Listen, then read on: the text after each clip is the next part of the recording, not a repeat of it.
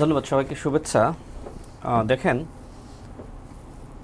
রাজনীতিতে কৌশল থাকতেই পারে, কিন্তু সেই কৌশলটা আসলে কেমন হওয়া উচিত। আওয়ামী লীগের সময় আপনি এক ধরনের কৌশল নিয়েছেন, সেটা জনগণ খুব বেশি খারাপভাবে দেখেনি। কিন্তু এখন গণ অভ্যুত্থান হয়েছে, গণ অভ্যুত্থানের পরে গণ অভ্যুত্থানের একটি শক্তি ক্ষমতায় এসেছে, আর একটি শক্তি অপোজিশনে আছে। দেখেন, শিবির সমর্থিত প্যানেল থেকে সর্বমিত্র চাকমা তিনি একটি বক্তব্য রেখেছেন। তিনি বলছেন যে আওয়ামী লীগের সময় না হয় শিবির গুপ্ত রাজনীতি করেছে, এখন তো আওয়ামী লীগ নাই, এখন কেন শিবির গুপ্ত রাজনীতি করবে। তার মানে তিনি শিবিরের সমর্থিত প্যানেল থেকে ডাকসুর নেতা হয়েছেন, কিন্তু তিনি বুঝতেছেন যে এই ডাকসুর নেতা হওয়ার মধ্য দিয়ে আমার খুব বেশি লাভ হয়নি, কারণ শিবির যেভাবে গুপ্ত রাজনীতি করে বাংলাদেশের রাজনীতিকে কলুষিত করছে, এর মধ্য দিয়ে আমার রাজনীতি কলুষিত হচ্ছে, ঠিক দেশের রাজনীতি কলুষিত হচ্ছে। তার মধ্যে এই বিষয়টা আসলে মানে উপলব্ধিবোধের জায়গা তৈরি হয়েছে, যে কারণে তিনি শিবির সমর্থিত প্যানেল থেকে নির্বাচিত হওয়ার পরেও এর প্রতিবাদ জানিয়েছেন। এবার আসি, ভাই যেটি বললেন যে ইলেকশন ইঞ্জিনিয়ারিং, দেখেন জি, সেটাই আপনার কাছে শুধু এটা না, আবার বলছে অ্যাসাইনমেন্ট।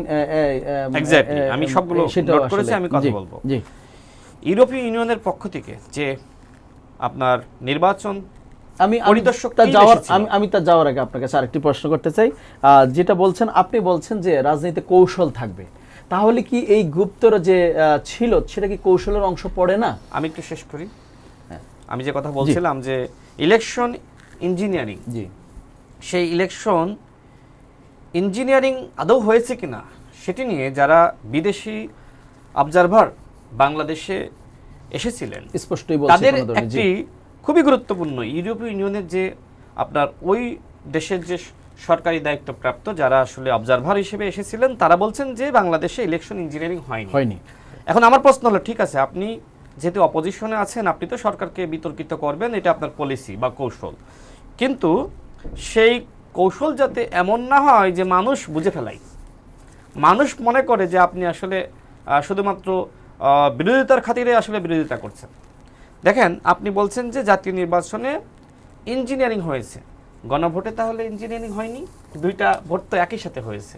তার মানে আপনাকে বলতে হবে যে ইঞ্জিনিয়ারিং আসলে টোটাল নির্বাচনে হয়েছে। যদি আপনি বলেন যে ইঞ্জিনিয়ারিং হয়েছে, মানে একটা যেটা আপনার সাথে যায়, পক্ষে যায়, হ্যাঁ, সেটা আপনার ইঞ্জিনিয়ারিং হয়নি, আর একটা ইঞ্জিনিয়ারিং হয়েছে, সেটা আসলে বলা আসলে এক ধরনের বাতুলতা।